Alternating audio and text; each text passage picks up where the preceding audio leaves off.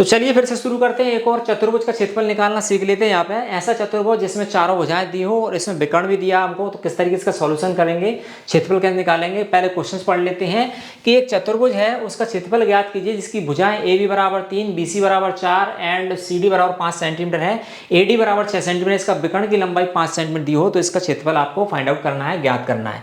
तो कैसे करेंगे, सबसे पहले इसका निकाल लेते हैं हम सॉल्यूशन लिखते हैं। सॉल्यूशन लिखने के बाद इसका डायग्राम बनाते हैं। डायग्राम बनाने के बाद फिर हम देखते हैं इसका क्या है। चूंकि A B B C C D और ए डी चारों भुजाएं हमको गिवन की है, ठीक है। तो चतुर्भुज बना लेते हैं, विकर्ण दिया उसमें 5 सेंटीमीटर, ठीक है। तो चतुर्भुज एक, ये पहली बात तो ये आपको ध्यान रखना है, चतुर्भुज कौन सा है, समद्विबाहु है कि समांतर है, कुछ भी नहीं बोला। तो एक सिंपल चतुर्भुज बना लेंगे जो कि वर्ग भी ना हो, आयताकार भी ना हो, समानांतर भी हो। इस तरीके से आपको थोड़ा सा चतुर्भुज का डायग्राम बना लेना है। तो जैसे मान लो मैंने ये बना दिया इस तरीके से, ठीक है, ये हो गया, ठीक है। थोड़ा सा घुमा के बनाना, ये चतुर्भुज नहीं बना, थोड़ा सा ऐसा कर लें हम। मान लीजिए ये हो गया, ये हो गया और ये हो गया, ठीक है, इस तरीके से। और ये हमारी हो गई A B and C and D, और एक विकर्ण बना देते हैं हम, ये वाला, ये विकर्ण हो गया हमारा। अब यहाँ पे क्लियरली उसने लिखा है कि ए बी बराबर 3 सेंटीमीटर, तो ए बी बराबर 3 सेंटीमीटर इसको लिख दें, बी सी बराबर 4 सेंटीमीटर इसको लिख दें हम, एंड इसके बाद में सी डी बराबर लिख लें 5 सेंटीमीटर, ठीक है, और ए डी बराबर लिख लें हम 6 सेंटीमीटर, ठीक है, और ए सी बराबर लिख लें 5 सेंटीमीटर। ये इस तरीके से हम अज्यूम कर लें कि ये वाला आकृति इसमें हो सकती है, ठीक है। अब हम इसका देखें कि क्षेत्रफल कैसे निकालना है हमको। क्षेत्रफल निकालने का, चूंकि यदि समांतर चतुर्भुज तो निकाल लेते, समद्विबाहु होता तो निकाल लेते, आयत होता तो निकाल लेते चारों भुजाओं से, या वर्ग होता तो निकाल, लेकिन कोई चतुर्भुज का कोई नाम नहीं दिया, चारों भुजाएं दे दी और विकर्ण दे दिया। तो यहाँ पे दो तरीके हम यहाँ पे बताएंगे। सबसे पहले तरीका कि आपको दो त्रिभुज बन रहे हैं यहाँ पे, ए बी सी एक त्रिभुज बनेगा और ए सी डी दूसरा त्रिभुज बनेगा। दोनों त्रिभुजों का क्षेत्रफल निकालेंगे और क्षेत्रफल निकालने के बाद क्या करेंगे, हम दोनों को जोड़ देंगे, तो यहाँ पे चतुर्भुज का क्षेत्रफल आ जाएगा। एक तरीका, दूसरा है वो लास्ट में बताऊंगा मैं आपको, ठीक है। तो सबसे पहले हम क्या करें, चूंकि यहाँ पे लेके हम, चूंकि चतुर्भुज का क्षेत्रफल बराबर हो जाएगा त्रिभुज ए बी सी का क्षेत्रफल प्लस त्रिभुज ए सी डी का क्षेत्रफल, ठीक है। इस तरीके से आप दोनों का क्षेत्रफल निकाल सकते हैं।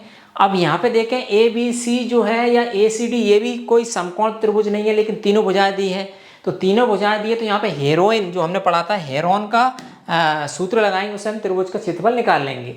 तो हम यहाँ पे लिखते हैं, चूंकि इन त्रिभुज ए बी सी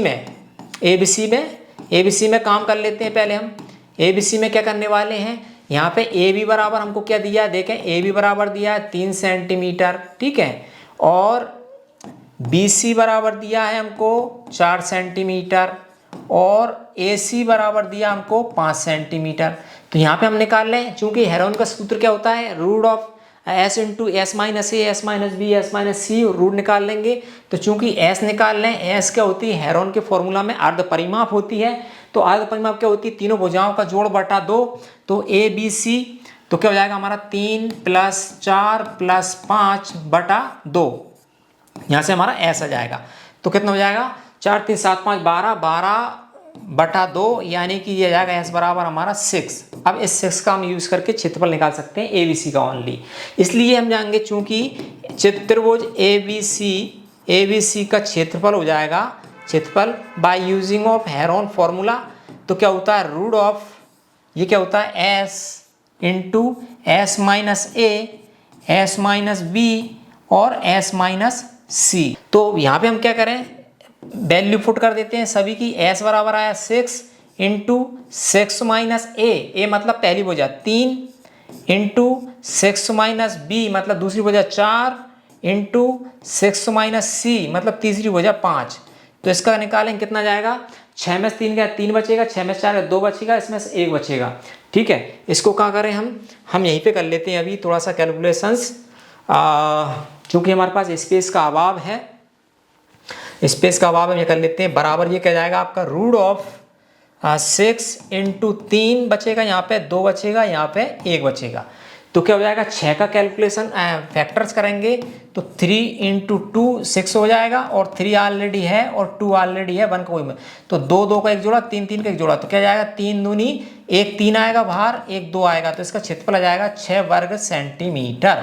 ठीक है, पहले वाले का समझ में आ गया आपको। अब हम इसी तरीके से इस वाले का क्षेत्रफल निकालेंगे, दूसरे का ACD का, और दोनों को जोड़ देंगे। अब चूंकि त्रिभुज हम निकालने जा रहे हैं ACD में, तो इसमें हम डायरेक्टली निकाल लें, पहले तो S निकाल लें। S क्या आएगा, S निकालेंगे हम ABC, डायरेक्ट में मान पुट कर देता हूँ वैल्यू समझाने के लिए। तो S बराबर हो जाएगा आपका 5 + 5 + 6/2, तो 10 और 6 16, 16 में 2 भाग देंगे तो ये कितना आ जाएगा हमारा 8 आ जाएगा S बराबर। ठीक है, यहाँ लिख देते हैं S बराबर हमारा 8 सेंटीमीटर आया। ठीक है, जो भी आया वो। अब S से हम इसकी कैलकुलेशन कर सकते हैं, इसलिए इसका क्षेत्रफल क्या हो जाएगा त्रिभुज का, इसलिए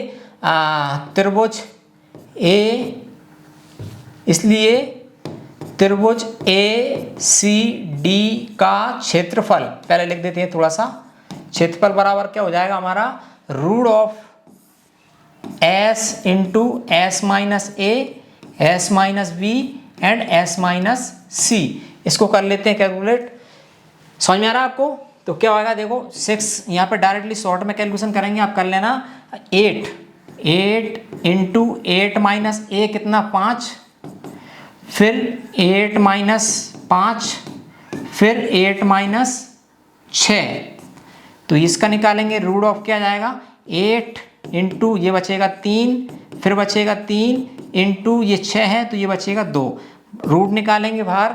देखो 8 को कैसे लिख सकते हैं हम, 8 को लिख सकते हैं यहाँ पे आप लिख सकते हैं 2 × 2 गुणित 3 चल रहा है, गुणित 3 चल रहा है, गुणित 2 चल रहा है, तो एक जोड़ा 2 का ये बाहर निकलेगा, इस 2 से एक जोड़ा बन जाएगा, तो 2 2 4 और 4 3 12, इसका आंसर आ जाएगा बाहर 12 वर्ग सेंटीमीटर। ठीक है, ये दोनों का हमने क्षेत्रफल निकाल लिया।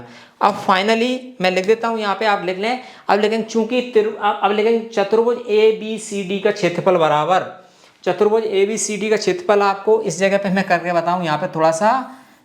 अब इसलिए चतुर्भुज ABCD का क्षेत्रफल बराबर क्या हो जाएगा, दोनों को जोड़ देंगे, त्रिभुज ABC का क्षेत्रफल प्लस त्रिभुज ACD का क्षेत्रफल बराबर, तो इसका कितना आया था 6 सेंटीमीटर आया था, और उसका आया हमारा 8 सेंटीमीटर, तो बराबर हो जाएगा 8 और 6 कितना हो जाएगा 8 और नहीं इसका 12 आया ना हमारा, इसका 12 आया, तो 12 और 6 कितना हो जाएगा, इसका आया था 6, तो 18 वर्ग सेंटीमीटर हमारा यहाँ पे क्षेत्रफल आ जाएगा पूरे चतुर्भुज का। ये तरीका है इसका निकालने का।